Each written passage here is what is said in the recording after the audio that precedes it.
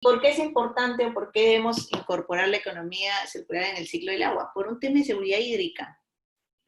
Por un tema de seguridad hídrica, porque el acceso al agua, digamos que no sea en las mismas condiciones en todo el planeta.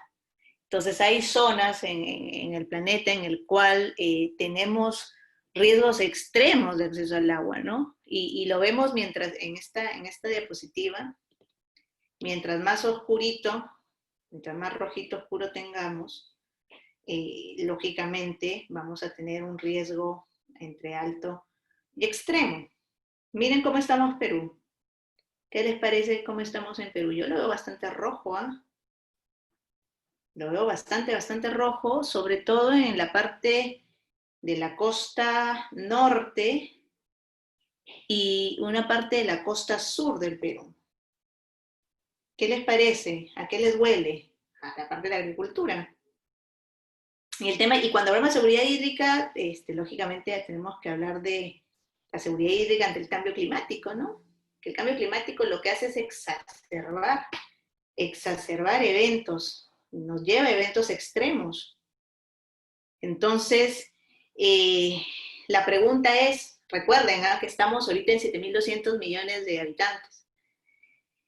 Vamos a llegar a 9.200 en el 2050 y probablemente 11.000 millones. ¿Vamos a tener agua suficiente para satisfacer las demandas del sector agrícola, del sector industrial y de otros sectores de manera general? Yo creo que en el estado actual de las cosas sería bien difícil que saquemos una conclusión sobre eso, que seamos optimistas. Entonces, es evidente que se requiere una mejora significativa en la gestión de los recursos hídricos, porque vamos a tener el cambio climático que va a ir exacerbando y va a ir generando presiones a nivel de los ecosistemas, a nivel del planeta, y se habla mucho de las crisis del agua.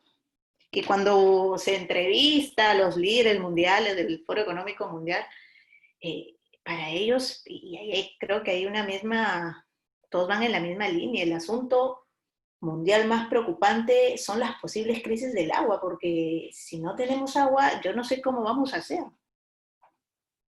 Entonces, por ejemplo, ¿qué pasa si no logramos reducir los impactos del cambio climático? ¿Cómo vamos a enfrentar de aquí a 20, 30 años el tema de una posible crisis de acceso al agua, ¿no? Entonces ahí sí hay que pensarlo y hay que pensarlo bien, porque el cambio climático lo que supondría es un desafío en lo que respecta a la escasez. Si hay aumento de temperatura, ¿qué va a pasar? Se van a elevar las tasas de evaporación. A nivel de los suelos, a nivel de la superficie del agua, vamos a incrementar las necesidades entonces de agua para agricultura, se va a intensificar la demanda de agua, por ejemplo, para refrigeración, para aire acondicionado, para generar energía, para los consumidores, que como va a aumentar la temperatura, vamos a necesitar tener temperaturas más bajas en algún lugar del planeta, en nuestras casas, en nuestros edificios, qué sé yo. Entonces, y eso, digamos, sin contar o sin tomar en cuenta que ya hay grandes zonas secas del mundo, que son, de cierta manera, las primeras afectadas por el cambio climático. Entonces se prevén bajas de caudal en esas zonas de más del 50% como resultado de la disminución de precipitaciones. También se podría reducir la infiltración de agua en los acuíferos. ¿Y a qué nos llevaría eso? A una amenaza grande para las comunidades que dependen mucho de las aguas subterráneas. Entonces, hay que ponerle el ojo al tema del agua también, ¿eh? Es importantísimo. Acuérdense que el cambio climático va a provocar una menor disponibilidad del agua en muchos lugares, si no, lógicamente va a haber escasez, eso es lo que dicen muchos expertos, menos disponibilidad de agua, pero también un abastecimiento impredecible, tal vez en algunos lugares del planeta. Aumento de frecuencia, gravedad de sequías, Por otro lado, inundaciones que pueden tener graves consecuencias para países ricos, para países pobres. Y eso puede provocar estragos, problemas en los medios de subsistencia y en los modelos tradicionales de producción. Entonces, a mí me parece fundamental que nos concentremos y hablemos también de la seguridad hídrica. Tenemos que aprovechar el potencial productivo del agua sin duda, pero el agua también puede tener un poder destructivo, ¿eh? Sobre todo en escenarios de cambio climático. Entonces, en primer lugar, debemos asegurarnos que la cantidad y la calidad del agua sean suficientes para cumplir las necesidades humanas y las exigencias ambientales. Y en segundo lugar, que los riesgos relacionados con el agua para las sociedades, diferentes sociedades en el mundo, para las economías y los ecosistemas, se mantengan dentro de límites razonables, ¿no? Entonces, es importante el tema del agua y hay oportunidades justamente para incorporar la economía circular en el ciclo del agua, con miras a asegurar, a gestionar, a tratar de abordar de mejor manera el tema de la seguridad hídrica. Y como vamos a hacer cada vez más, 9.000 millones en el 2050, 11.000 en el 2100, estamos a 7.000.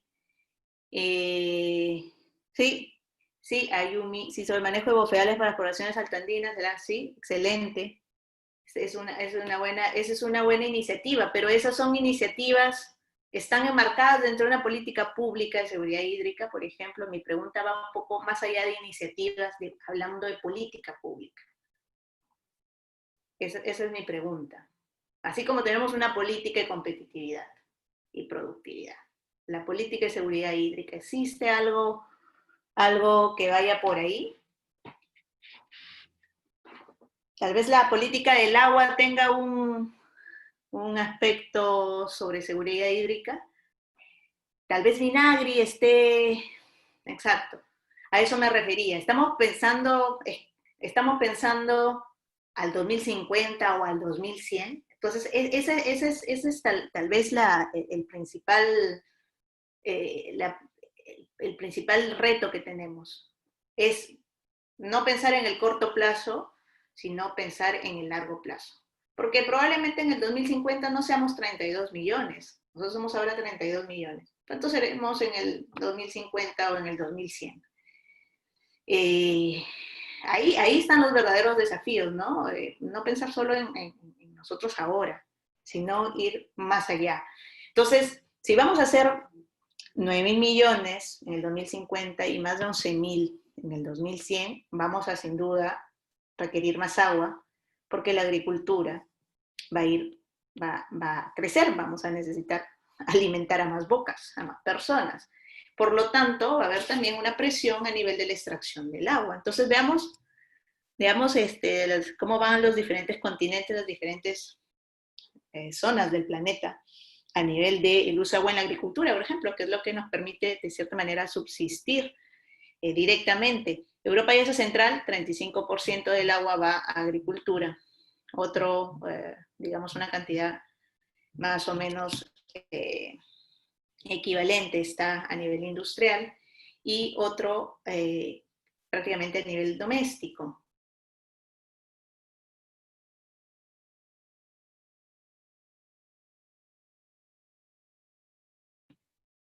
A nivel del sudeste asiático, ya vemos que estamos un poco más del 70% de uso en agua.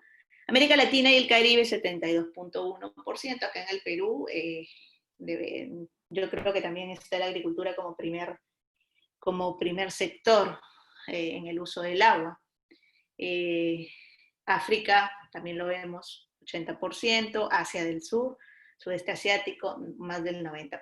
Entonces, vamos a necesitar agua, eso hay que tenerlo claro.